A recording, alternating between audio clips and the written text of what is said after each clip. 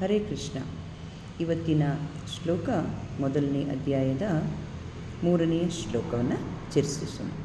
2ನೇ ಶ್ಲೋಕದಲ್ಲಿ ನಾವೇನು ನೋಡಿದ್ವಿ, ಅದು ಸಂಜೆಯ ಧೃತರಾಷ್ಟ್ರನಿಗೆ ವಿವರಿಸ್ತಾ ಇದ್ದಾರೆ. ಧೃತರಾಷ್ಟ್ರ ಆತನ ಮಗನಾದ ದುರ್ಯೋಧನನ ಒಟ್ಟಾರೆ ಪಾಂಡು ಸೈನ್ಯವನ್ನು ನೋಡಿ ಗುರುಗಳಾದ ದ್ರೋಣಾಚಾರ್ಯರ ಬಳಿಗೆ ಹೋಗ್ಬೇಕಂತ ಹೋಗ್ತಾ ಇದ್ದಾನೆ. ಏನೇನು ದ್ರೋಣಾಚಾರ್ಯರ ಬಳಿ ಮಾತಾಡಬೇಕು ಎಂಬುದರ ನಿರ್ದಿಷ್ಟವಾದ ಶ್ಲೋಕವನ್ನು ಇಲ್ಲಿ ನಾವು ನೋಡ್ತಾ ಇದ್ದೀವಿ. ಶ್ಲೋಕವನ್ನು ಓದೋಣ. ಪಶ್ಚೈತಾಂ ಪಾಂಡುಪುತ್ರಾಣಾಂ ಆಚಾರ್ಯಂ ಮಹತೀಚಮಂ ವ್ಯೂಢಾಂ ದ್ರುಪದಪುತ್ರೇಣ ತವ ಶಿಷ್ಯೇಣ ಧೀಮತಾ. 3ನೇ ಶ್ಲೋಕ ಈ ರೀತಿ ಸಾಗುತ್ತದೆ.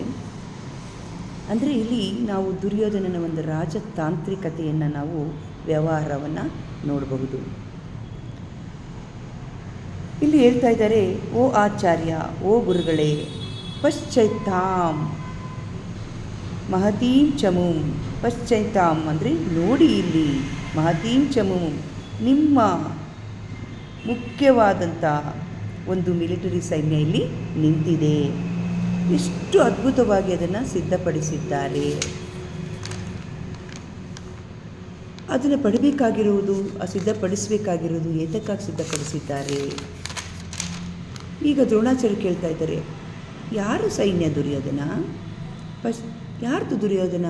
ಯಾರ ಸೈನ್ಯದ ಬಗ್ಗೆ ಹೇಳ್ತಾ ಇದೆಯಾ ಅಂತ ಕೇಳ್ತಾರೆ. ಆಗ ದುರ್ಯೋಧನ, ಪಶ್ಚೈತಾಂ ಪಾಂಡುಪುತ್ರಾಣ, ನೋಡಿ ಪಾಂಡವರ ಸೈನ್ಯ. ನಂತರ ದ್ರೋಣಾಚಾರ್ಯ ಕೇಳ್ತಾ ಇದ್ದಾರೆ, ಯಾರು ಅದನ್ನು ಸಿದ್ಧಪಡಿಸಿದ್ದಾರೆ? ಹೇಳ್ತಾರೆ, ತವ ಶಿಷ್ಯೇಣ ಧೀಮತ, ನಿನ್ನ ಬುದ್ಧಿವಂತ ಶಿಷ್ಯ. ನನ್ನ ಮುಂದೆ ಸೈನ್ಯ ನಿಂತಿದೆ, ಎಲ್ಲರೂ ನನ್ನ ಶಿಷ್ಯರೇ. ನಿರ್ದಿಷ್ಟವಾಗಿ ಯಾರ ಬಗ್ಗೆ ಮಾತಾಡ್ತಾ ಇದೆಯಾ ಅಂತ ಹೇಳು ದುರ್ಯೋಧನ ಅಂತ ಕೇಳ್ತಾರೆ. ದ್ರುಪದ ಪುತ್ರೇಣ, ದ್ರುಪದನ ಮಗ.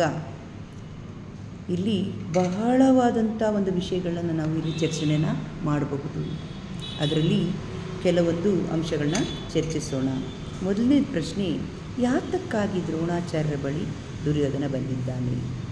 ಯಾಕೆ ಯಾರ ಬಳಿನೂ ಆತ ಹೋಗಲಿಲ್ಲ? ಯಾರ ಹತ್ರ ಹೋಗಿ ಮಾತಾಡ್ಬೋದಿತ್ತಲ್ಲ ಇದ್ರ ಬಗ್ಗೆ. ದ್ರೋಣಾಚಾರ್ಯರ ಬಳಿಗೆ ಯಾಕೆ ಬಂದಿದ್ದಾರೆ ಅಂದರೆ, ಇಲ್ಲಿ ಎಲ್ಲರಿಗೂ ಗೊತ್ತಿರುವಂತೆ ದ್ರೋಣಾಚಾರ್ಯರು ಸಾಮಾನ್ಯವಾಗಿ ಇದ್ದಂಥ ಗುರುಗಳು. ಅಂದರೆ ಕೌರವರಿಗೂ ಪಾಂಡವರಿಗೂ ಎಲ್ಲರಿಗೂ ಕೂಡ ಇವರೇ ಗುರುಗಳು. ಅದರಲ್ಲಿ ಅವರಿಗೆ ಅತ್ಯಂತ ಪ್ರೀತಿಯ ಶಿಷ್ಯ ಯಾರು ದ್ರೋಣಾಚಾರ್ಯರಿಗೆ? ಅದು ಅರ್ಜುನ. ಖಂಡಿತವಾಗಿ ಎಷ್ಟರ ಮಟ್ಟಿಗೆ ಅವರು ಎಲ್ಲರ ಮಟ್ಟಿಗೂ ಅವರು ಬಹಳ ಪ್ರೀತಿ ಪಾತ್ರರು ಮತ್ತು ಎಲ್ಲರ ಮೇಲೂ ಕೂಡ ಅವರು ಬಹಳ ವಾತ್ಸಲ್ಯವುಳ್ಳವರಾಗಿದ್ದಾರೆ. ಇಲ್ಲಿ ದುರ್ಯೋಧನ ದ್ರೋಣಾಚಾರ್ಯರ ಬಗ್ಗೆ ಸಂದೇಹ ಪಡ್ತಾ ಇದ್ದಾನೆ. ಅಂದರೆ ಈ ವ್ಯಕ್ತಿ ಸರಿಯಾಗಿ ಯುದ್ಧವನ್ನು ಮಾಡ್ತಾ ಇಲ್ಲ, ಯಾಕಂದರೆ ಅವ್ರ ಪ್ರೀತಿ ಪಾತ್ರರು ಪಾಂಡವರು, ಅವರು ಅದಕ್ಕಾಗಿ ಸರಿಯಾಗಿ ನಮಗೆ ಯುದ್ಧವನ್ನು ಮಾಡ್ತಾ ಇಲ್ಲ. ಅಂದರೆ ಅವರು ಬಹಳ ಒಂದು ಅವನ ಒಳನೋಟವನ್ನು ಈ ಶ್ಲೋಕದಲ್ಲಿ ತಿಳಿಸ್ತಾ ಇದ್ದಾರೆ. ಅಂದರೆ ಯಾವಾಗ ಯಾವ ಸಲ ದ್ರೋಣಾಚಾರ್ಯರ ಒಳದೃಷ್ಟಿಗೆ ತಂದರೆ ಆ ಪದವೇ ದ್ರುಪದ ಪುತ್ರೇಣ. ಇದರಲ್ಲಿ ನಾವು ಅರ್ಥ ಮಾಡ್ಕೊಳ್ಳೋದಕ್ಕೆ ಪ್ರಯತ್ನವನ್ನು ಪಡಬೇಕು. ಏತಕ್ಕಾಗಿ ಈ ಸಾಲು ಬಹಳ ಪ್ರಾಮುಖ್ಯವಾದದ್ದು ಅಂದರೆ, ದ್ರೋಣಾಚಾರ್ಯರು ಮತ್ತು ದ್ರುಪದರ ಬಾಲ್ಯ ಜೀವನ. ಅದಕ್ಕೆ ಮುಂಚೆ ನಾವು ದ್ರುಪದರು ಮತ್ತು ದ್ರೋಣಾಚಾರ್ಯ ಬಾಲ್ಯವನ್ನು ನಾವು ತಿಳಿದುಕೊಳ್ಳೋಣ. ಬಾಲ್ಯದಲ್ಲಿ ದ್ರುಪದ ಮತ್ತು ದ್ರೋಣಾಚಾರ್ಯರು ಒಂದೇ ಗುರುಕುಲದಲ್ಲಿ ವಿದ್ಯಾಭ್ಯಾಸವನ್ನು ಮಾಡ್ತಾ ಇರ್ತಾರೆ. ಬಹಳ ಬೆಸ್ಟ್ ಫ್ರೆಂಡ್ಸ್ ಅಂತೀವಲ್ಲ, ಆ ರೀತಿಯಲ್ಲಿ ಉತ್ತಮ ಸ್ನೇಹಿತರಾಗಿರ್ತಾರೆ, ಆತ್ಮೀಯ ವಾತ್ಸಲ್ಯಗಳಾಗಿರ್ತಾರೆ. ಒಂದಿನ ಹೀಗೆ ಸ್ನೇಹಿತರು ಮಾತಾಡ್ತಾ ದ್ರುಪದ ಹೇಳ್ತಾನೆ, ನಾನು ಮಹಾರಾಜ ಆದರೆ ನನಗೆ ನಮ್ಮ ತಂದೆಯಿಂದ ಬಂದೆ ಪಿತ್ರಾರ್ಜಿತವಾಗಿ ಆಸ್ತಿ ನನಗೆ ಉತ್ತರಾಧಿಕಾರ ಬಂದರೆ ನಿನಗೆ ದ್ರೋಣಾಚಾರ್ಯ ನಿನಗೆ ನಾನು ಅರ್ಧ ರಾಜ್ಯವನ್ನು ನಿನಗೆ ಕೊಟ್ಬಿಡ್ತೀನಿ ಅಂತ ಆ ಒಂದು ಸಮಯದಲ್ಲಿ ಚಿಕ್ಕವರಾಗಿದ್ದಾಗ ಮಾತಾಡ್ಕೊಂಡಿರ್ತಾರೆ. ಸರಿ, ಅದೇ ರೀತಿಯಲ್ಲಿ ವಿದ್ಯಾಭ್ಯಾಸ ಎಲ್ಲ ಆಗುತ್ತೆ, ವಿದ್ಯಾಭ್ಯಾಸಗಳೆಲ್ಲ ಮುಗಿಸ್ತಾರೆ.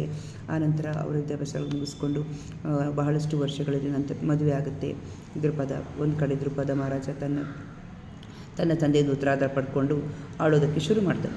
ದ್ರೋಣಾಚಾರ್ಯರು ಕೂಡ ಅವರು ಗುರುಕುಲದಿಂದ ಬಂದು ಒಬ್ಬ ಬಡ ಬ್ರಾಹ್ಮಣ ಅವರು ಅವ್ರಿಗೂ ಕೂಡ ಮದುವೆ ಆಗುತ್ತೆ.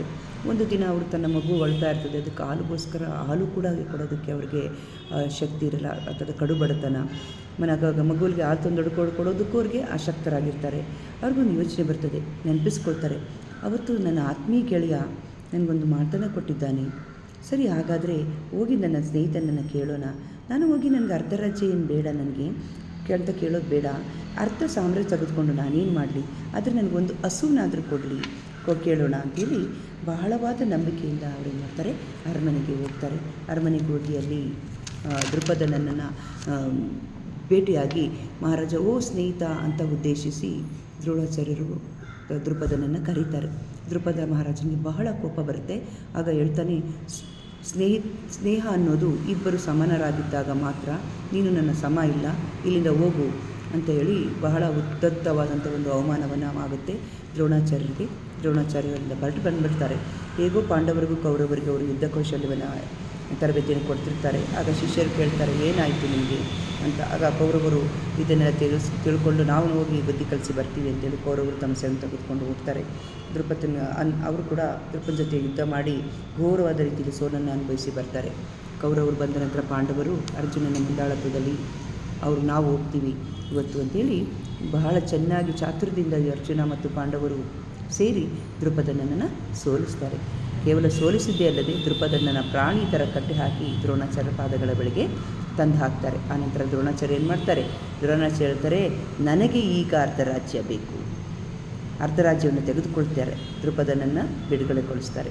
ಅಂದರೆ ಆ ಸಮಯದಲ್ಲಿ ಅವರು ಕೊಟ್ಟಿದ್ದರೆ ಅವರು ಅರ್ಧ ರಾಜ್ಯವನ್ನು ಅವರು ಕೇಳ್ತಿರಲಿಲ್ಲ. ಸ್ನೇಹಿತನಾಗಿ ಒಂದು ಹಸುವನ್ನು ಕೇಳಕ್ಕೆ ಬಂದಿದ್ದರು. ಈಗ ನಿಜವಾಗಲೂ ಕೂಡ ಅವರು ಕೋಪಗ್ರಸ್ತರಾಗಿ ಅವರ ಅರ್ಧ ರಾಜ್ಯವನ್ನು ತೆಗೆದುಕೊಳ್ತಾರೆ. ಖಂಡಿತವಾಗಿ ಇದರಿಂದ ದೃಪದ ಸುಮ್ಮನಿರಲಿಲ್ಲ. ಆತ ಯಜ್ಞ ಮಾಡ್ತಾನೆ. ಆ ಯಜ್ಞ ಪೂರ್ಣವಾಗಿ ಒಂದು ಮಗನನ್ನು ಪಡಿತಾನೆ. ಆ ಮಗನಿಂದ ದ್ರೋಣಾಚಾರ್ಯನ ಕೊಲ್ಲಬೇಕೆಂಬುದೇ ಅವರ ಉದ್ದೇಶ ಆಗಿರ್ತದೆ. ಆ ಯಜ್ಞದಿಂದ 2 ವ್ಯಕ್ತಿಗಳು ಹೊರ ಬರುತ್ತಾರೆ. ಒಂದು ಮಗ ದೃಷ್ಟದ್ಯುಮ್ನ, ಇನ್ನೊಂದು ಮಗಳು ದ್ರೌಪದಿ. ಆಕೆ ಯಾರು, ಅರ್ಜುನನನ್ನು ಮದುವೆ ಆದಂಥವಳು. ಈಗ ಇಲ್ಲಿ ಒಂದು ನಿರ್ದಿಷ್ಟ ವಿಷಯ, ಅದು ದೃಷ್ಟದ್ಯುಮ್ನ ದ್ರೋಣಾಚಾರ್ಯನ ಕೊಲ್ತಾನೆ ಅಂತ ಎಲ್ರಿಗೂ ಗೊತ್ತಿದ್ದಂಥ ವಿಷಯ. ಅದು ದ್ರೋಣಾಚಾರ್ಯರು ಕೂಡ ತಿಳಿದಿತ್ತು. ಸರಿ, ಹಾಗಾದರೆ ಅರ್ಥ ಮಾಡ್ಕೊಳ್ಳೋದಂದರೆ ವಾಸ್ತವವಾಗಿ ನಮ್ಮ ವೈದಿಕ ಸಂಸ್ಕೃತಿಯಲ್ಲಿ ವೈಭವವನ್ನು ನೋಡಿದಾಗ ಇಲ್ಲಿ ದ್ರೋಣಾಚಾರ್ಯರಿಗೆ ಗೊತ್ತಿತ್ತು ದುಷ್ಟದಮ್ನ ಹುಟ್ಟಿರುವುದೇ ಒಂದೇ ಒಂದು ಕಾರಣಕ್ಕಾಗಿ, ಅದು ನನ್ನನ್ನು ಕೊಲ್ಲಲು ಅಂತ. ಅದು ಯಾವಾಗ ದುಷ್ಟದ್ಯುಮ್ನ ದ್ರೋಣಾಚಾರ್ಯರಿಗೆ ಬಳಿ ಬಂದು ನನಗೆ ಸೈನ್ಯವನ್ನು ಕಟ್ಟುವಂಥ ಕಲೆಯನ್ನು ನನಗೆ ಹೇಳ್ಕೊಡಿ, ಕಲೆಯನ್ನು ಕಲಿಸ್ಕೊಡಿ ಅಂತ ಕೇಳಿದಾಗ ದ್ರೋಣಾಚಾರ್ಯರು ಒಪ್ಕೊಳ್ತಾರೆ. ಅಂದರೆ ಹೃದಯಪೂರ್ವಕವಾಗಿ ಎಲ್ಲ ವಿದ್ಯೆಗಳನ್ನ ಕಲಿಸ್ಕೊಡ್ತಾರೆ. ದುಷ್ಟದ್ಯುಮ್ನ ವೈಯಕ್ತಿಕವಾಗಿ ಮೆರೆಯುತ್ತಿರೋದು ಹುಟ್ಟಿರುವುದೇ ದ್ರೋಣರ ಸಾವಿಗೆ. ಇದು ಬಹಳ ಅದ್ಭುತವಾದಂಥ ಒಂದು ವೈದಿಕ ಸಂಸ್ಕೃತಿ ನಮ್ಮಲ್ಲಿ ನೋಡ್ಬೋದು. ವ್ಯಕ್ತಿ ಆತನು ಫಲವನ್ನು ಪಡೆದುಕೊಳ್ಳಬೇಕಂತ ಆತ ದ್ರೋಣಾಚಾರ್ಯರ ಧ್ಯೇಯನ್ನು ಇಟ್ಕೊಂಡಿದ್ರೂ ಕೂಡ ಆದರೆ ಅವ್ರ ಕರ್ತವ್ಯ ಏನಾಗಿತ್ತು, ಅವರಿಗೆ ವಿದ್ಯೆಯನ್ನು ಕಲಿಸೋದಾಗಿತ್ತು. ಇಲ್ಲಿ ಅವರ ಕರ್ತವ್ಯ ಮೇಲಾಗಿತ್ತು. ಇಲ್ಲಿ ಬ್ರಾಹ್ಮಣ ಎಂಥ ಉದಾರಿಗಳಾಗಿರ್ತಾರೆ. ಅದಕ್ಕಾಗಿ ಇಲ್ಲಿ ಒಂದು ನಮಗೆ ಬ್ರಾಹ್ಮಣರ ಬಗ್ಗೆ ಒಂದು ಸಾಮ್ಯತೆಯನ್ನು ನಮಗೆ ತೋರಿಸ್ಕೊಟ್ಟಿದ್ದಾರೆ. ಬ್ರಾಹ್ಮಣ ಉದಾರಿತತ್ವ ಅಂದರೆ ಉದಾರವಾದಿತ್ವವನ್ನು ಇಲ್ಲಿ ನಮಗೆ ತಿಳಿಸ್ತಾ ಇದ್ದಾರೆ. ಅಂದರೆ ಹೇಗೆ ಸೂರ್ಯ ಬೆಳಕನ್ನು ಎಲ್ಲರಿಗೂ ಕೂಡ ಅವರು ಭೇದ ಭಾವವಿಲ್ಲದೆ ಬೆಳಕನ್ನು ಕೊಡ್ತಾನೋ ಆ ರೀತಿಯಲ್ಲಿ ಅಂದರೆ ಕೃಷ್ಣನಿಗಾದರೂ ಕೂಡ ಅಂದರೆ ಎಲ್ಲರಿಗೂ ಸಿಗುತ್ತೆ ಬೆಳಕು ಎಲ್ಲರಿಗೂ ಹಂಚಲ್ಪಡುತ್ತದೆ. ಸೂರ್ಯ ಕೃಷ್ಣ ಕೂಡ ಒಂದು ಸೂರ್ಯನ ಕಿರಣವನ್ನು ಕಳಿಸಿರುವನೇ ಕೃಷ್ಣ. ಆ ರೀತಿಯಲ್ಲಿ ಇಲ್ಲಿ ಬೆಳಕು ಎಲ್ಲರಿಗೂ ಹರಡುತ್ತೆ. ಅದು ಕಳ್ಳನಿಗೂ ಆಡುತ್ತೆ, ಒಳ್ಳೆಯವರಿಗೂ ಬರುತ್ತೆ. ಅದೇ ರೀತಿಯಲ್ಲಿ ಬ್ರಾಹ್ಮಣ ಯಾವುದೇ ರೀತಿಯ ವ್ಯತ್ಯಾಸವನ್ನು ತೋರಿಸದೆ, ಯಾವುದೇ ಒಂದು ರೀತಿಯ ಒಂದು ತನ್ನಲ್ಲಿರುವ ಒಂದು ದ್ವೇಷವನ್ನು ತೋರಿಸದೆ, ಅದೇ ಒಂದು ವೈಭವಿಕ ಅದು ದುಷ್ಟದ್ಯುಮ್ನ ಗೊತ್ತು ಅವನು ಸಾಯಿಸ್ತಾರೆ ಅಂತ ಆದರೂ ಕೂಡ ಅವರಿಗೆ ತಮ್ಮ ವಿದ್ಯೆಯನ್ನು ಅವರೆಲ್ಲ ಹೇಳ್ಕೊಡ್ತಾರೆ. ಅದೇ ಒಂದು ವೈದಿಕ ಸಂಸ್ಕೃತಿ ಅಂತ ಹೇಳ್ತಾರೆ. ಇದನ್ನು ನಾವು ಎಂಥ ಒಂದು ಅದೃಷ್ಟವಂತರು ಅಂತ ತಿಳ್ಕೊಳ್ಬೋದು. ಅಂದರೆ ನಾವು ಕೂಡ ಈ ವೈದಿಕ ಸಂಸ್ಕೃತಿಯ ಭಾಗವಾಗಿದ್ದೇವೆ ಮತ್ತು ನಾವು ಅತ್ಯಂತ ಅದೃಷ್ಟವಂತರು. ಈ ಒಂದು ವೈದಿಕ ಸಂಸ್ಕೃತಿಯ ಅರ್ಥ ಮಾಡ್ಕೊಳ್ತಿದ್ದೇವೆ. ಅಂದರೆ ಇಲ್ಲಿ ಭಗವದ್ಗೀತೆ ಒಂದು ಸಾರಾಂಶವನ್ನು ಹೇಳಬೇಕು ಅಂದರೆ, ದುರ್ಯೋಧನ ಏಕೆ ದ್ರೋಣಾಚಾರ್ಯರ ಬಳಿ ಹೋದ? ಆತ ಇಲ್ಲಿ ಶ್ರೀ ಭಕ್ತಿ ವೇದಾಂತ ಸ್ವಾಮಿ ಶ್ರೀಲ ಪ್ರಭುಪಾದರ ಭಾವಾರ್ಥ ತಿಳ್ಕೊಳ್ಬೋದು. ದುರ್ಯೋಧನ ಅವರ ತಪ್ಪನ್ನು ಅವರಿಗೆ ತೋರಿಸಿಕೊಟ್ಟ. ಅದು ಏನೆಂದರೆ ಅಂದರೆ ಧಾರಾಳವಾಗಿ ದುಷ್ಟದ್ಯುಮ್ನಿಗೆ ನೀವು ಕಲಿಸ್ಕೊಟ್ರಲ್ಲ ಅವತ್ತು ವಿದ್ಯೆ ಕೌಶಲ್ಯವನ್ನು, ಸೈನಿಕ ಕಲೆಯನ್ನು ಮಾಡೋದನ್ನು ನಮ್ಮ ಪ್ರಿಯ ಶಿಷ್ಯ ಅಂದರೆ ಪಾಂಡವ ಶಿಷ್ಯದಲ್ಲಿ ಅಂದರೆ ನೋಡಿ ಇವತ್ತು ಅದೇ ನಿಮ್ಮ ಕಲಿಸ್ಕೊಂಡಂಥ ಒಂದು ರೀತಿಯಲ್ಲಿ ತನ್ನ ವ್ಯೂಹವನ್ನು ರಚಿಸಿದ್ದಾನೆ. ಇದೇ ರೀತಿ ನೀವು ಉದಾರಿಯಾಗಿರಬಾರದು ಅಂತ ಒತ್ತಿ ಹೇಳೋದಕ್ಕೆ ನೀವು ಅವ್ರು ಕಲಿಸ್ಕೊಟ್ರಿ. ಇವತ್ತು ನಮಗೆ ಅದು ಮುಳುವಾಗಿದೆ. ಆ ರೀತಿಯಲ್ಲಿ ಅದನ್ನು ಇಟ್ಕೊಂಡು ನೀವು ನನ್ನ ಸ್ನೇಹಿತರು, ನನ್ನ ಶಿಷ್ಯರು ಅಂತ ತಿಳ್ಕೊಂಡು ನೀವು ಉದಾರಿಗಳಾಗಿ ಪಾಂಡವರನ್ನ ಸೋಲಿಸದೇ ಇರಬಾರ್ದು ಅಂತ ಒತ್ತಿ ಹೇಳೋದಕ್ಕೆ ಇಲ್ಲಿ ಬಯಸ್ತಾನೆ. ಆದ್ದರಿಂದ ದುರ್ಯೋಧನಿಗೆ ಆ ಒಂದು ಒತ್ತಿ ಅಂದರೆ ಖಂಡಿತವಾಗಿ ಅಲ್ಲಿ ನೀವು ಈ ಥರ ಮಾಡಿದ್ರೆ ಖಂಡಿತವಾಗಿ ನಮಗೆ ಸೋಲಾಗುತ್ತೆ ಅನ್ನೋದನ್ನು ಇಲ್ಲಿ ನಾವು ಈ ಶ್ಲೋಕದಲ್ಲಿ ತಿಳ್ಕೊಳ್ಬಹುದು. ಇವತ್ತು ಇದನ್ನು ಎಷ್ಟಂತ ಹೇಳಿ ನನ್ನ ಶ್ಲೋಕವನ್ನು ಮುಗಿಸ್ತೀನಿ.